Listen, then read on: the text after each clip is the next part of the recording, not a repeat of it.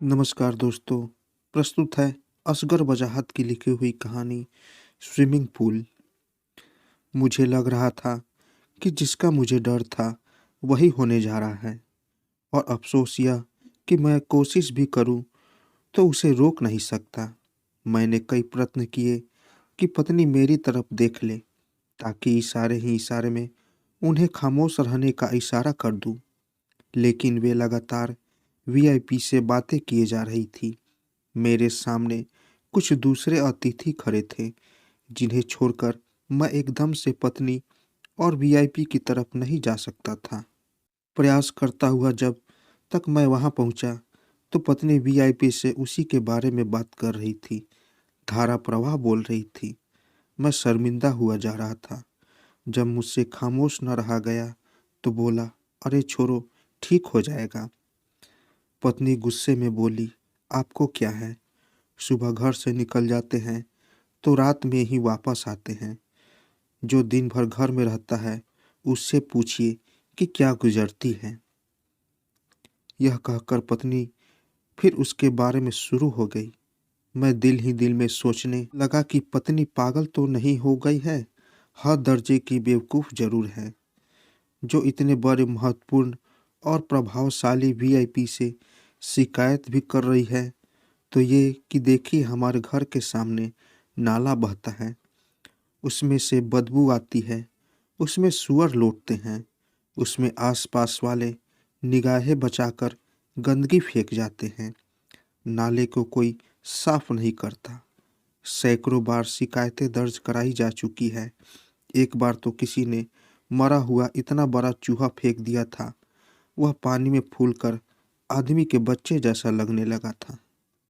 यह सच है कि हमने घर के सामने वाले नाले की शिकायतें सैकड़ों बार दर्ज कराई है, लेकिन नाला साफ कभी नहीं हुआ। उसमें से बदबू आना कम नहीं हुई। जब हम लोग शिकायतें करते करते थक गए, तो ऐसे परिचितों से मिले जो इस बारे में मदद कर सकते थे, यानी कुछ सरकारी कर्मचारी या नगरपालिका के सदस्य या दूसरे किस्म के प्रभावशाली लोग। लेकिन नाला साफ नहीं हुआ। हमारे यहाँ जो मित्र लगातार आते हैं, वे नाला सफाई कराने संबंधी पूरी कार्यवाही से परिचित हो गए हैं। सब जानते हैं कि इस बारे में उपराज्यपाल को 2 रजिस्टर्ड पत्र जा चुके थे। इसके बाद में एक स्थानीय अखबार में फोटो सहित विवरण छप चुका है। इसके बारे में महानगर पालिका के दफ्तर में जो पत्र भेजे गए हैं, उसकी फाइल इतनी मोटी हो गई है कि आदमी के उठाए नहीं उठती, आदि आदि। वीआईपी को घर बुलाने से पहले भी मुझे डर लग रहा था कि पत्नी कहीं उसके सामने नाले का रोना न लेकर बैठ जाए, क्योंकि मैं उनकी मानसिक हालात समझता था। इसलिए मैंने उन्हें समझाया था कि देखो, नाला वाला छोटी चीज़ है, वह वीआईपी के बाएं हाथ का भी काम नहीं, आँख के इशारे का काम है। ये काम तो उनके यहाँ आने की खबर फैलते ही अपने आप हो जाएगा। लेकिन इस वक्त पत्नी सब कुछ भूल चुकी थी। मजबूरन मुझे भी वीआईपी के सामने हाँ हूँ करनी पड़ रही थी। आखिरकार वीआईपी ने कहा कि चिंता करने की कोई बात नहीं है। वीआईपी के आश्वासन के बाद ही पत्नी कई साल के बाद ठीक से सो पाई। उन्हें दोस्तों और मोहल्ले वालों ने बधाई दी कि आखिर काम हो ही गया।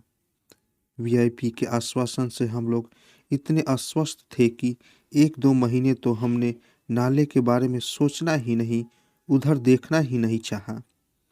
नाला हम सबको कैंसर के उस रोगी जैसा लगता था, जो आज न मरा तो कल मर जाएगा, कल नहीं तो परसों मरना निश्चित है। धीरे धीरे नाला हमारी बातचीत से बाहर हो गया। जब कुछ महीने गुजर गए, तो पत्नी ने महानगर पालिका को फ़ोन किया। वहां से उत्तर मिला कि नाला साफ किया जाएगा। फिर कुछ महीने गुजरे, नाले वैसे का वैसा ही रहा। पत्नी ने वीआईपी के ऑफिस फ़ोन किए।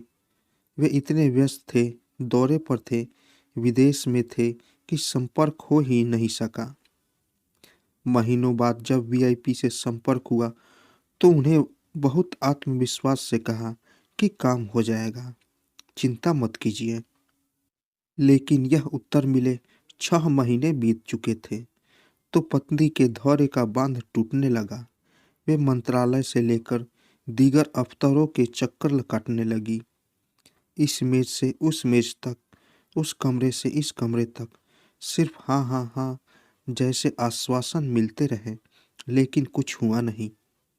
जब एक दिन मैं ऑफिस से घर लौटकर आया तो पत्नी ने बताया कि उन्होंने नाले में बहुत से फल बहते देखे हैं। मैंने कहा, किसने फेंके होंगे? इस घटना के 2-4 दिन बाद पत्नी ने बताया कि उन्होंने नाले में किताबें बहती देखी हैं। यह सुनकर मैं डर गया, लगा शायद पत्नी का दिमाग हिल गया है, लेकिन पत्नी नॉर्मल थी। फिर तो पत्नी ही नहीं, मोहल्ले के और भी लोग नाले में तरह तरह की चीजें बहती देखने लगे। किसी दिन जड़ से उखड़े पेड़, किसी दिन चिड़ियों के घोंसले, किसी दिन टूटी हुई शहनाई। एक दिन देर रात घर गए आया तो पत्नी बहुत घबराई हुई लग रही थी। बोली, आज मैंने वीआईपी को नाले में तैरते देखा था। वे बहुत खुश लग रहे थे, नाले में डुबकियां लगा रहे थे, हंस रहे थे, किलकारियां मार रहे थे, उछल कूद कर रहे थे, जैसा लोग स्विमिंग पूल में करते हैं। तो दोस्तों, कैसी लगी कहानी? अगर आप लोगों को मेरी कहानी अच्छी लगी हो तो मेरे चैनल को ज़रूर सब्सक्राइब करें और साथ साथ बेल आइकन को भी ज़रूर दबाएं, ताकि मेरी कहानी सबसे पहले आप तक पहुंचे। तो दोस्तों, मिलते हैं एक नई कहानी के साथ एक नए वीडियो में। तब तक के लिए नमस्कार।